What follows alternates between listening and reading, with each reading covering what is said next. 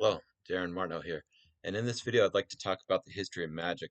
In particular, I'm going to talk about the history of Chink and Matrix, as I've done some deep research on the matter. Um, some people claim that it goes to um, to Germany in at least the mid 19th century. That while that may be true or not, I have found through my studies that we're going to talk about it. There's some controversy on it, but credits are always difficult. It appears in the uh, Edwin Sach's book on Sleight of Hand, Sach's Sleight of Hand in 1877, and it utilizes 4 sugar cubes. This is the Chink. Then it claims that Yank Hoe has reported to perform it as early 1891. But in my research, I found that Max Malini was doing it when he was younger than 15, and he was also already performing. So that was in 1890. So I want to give credit to Max Malini. Yank Hoe is credited to it, but I want to give that to Max Malini because he was doing it earlier than that. So that's my opinion on that. Um, Max Malini used cut down wine corks, and he was credited as naming the trick. So wherever he learned it from, he named the trick. It appears in 1909 in the Art of Magic. Okay, and then I found this book here, which is called The Classics of Magic by Tom Osborne, Coin Tricks, Volume 1. And this is from 1945.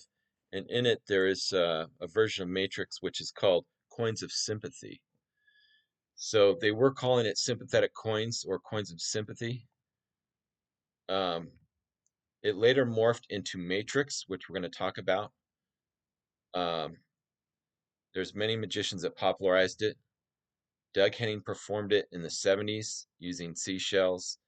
Dutch magicians Fred Capps and Tommy Wonder have also performed it, and David Roth and many others. Michael Lamar's shadow coins. But when you go back into history and you look at this effect, it's very fascinating because what happens is you find many different citations of it. The Matrix is supposed to be developed by Al Schneider, but it was around before that. As you can see, it was around before that. This is 1945, and it's in here. There's a version of Matrix in here. Although it's the version with the silk, and it's not just the coins and cards, that's probably what it is. So Al Schneider is credited in 1960 as developing the Matrix with the cards and the coins. Then we have the reverse matrix, which in 1977 is credited to scatter coins by Roger Smith, and then in 79 by Paul Gertner. However, my mentor Alan Ackerman says that the first reverse matrix was before that, and they were doing a gaffed version of that. So, if Alan, are you watching this? Please leave a comment below. So this is some of the historical aspects of Chink, which morphed into Matrix. If you'd like to learn all about Matrix, I have a product called Mastering Matrix, which has got 21 videos and 21 incredible new Matrix and Chink on it. So click on the link.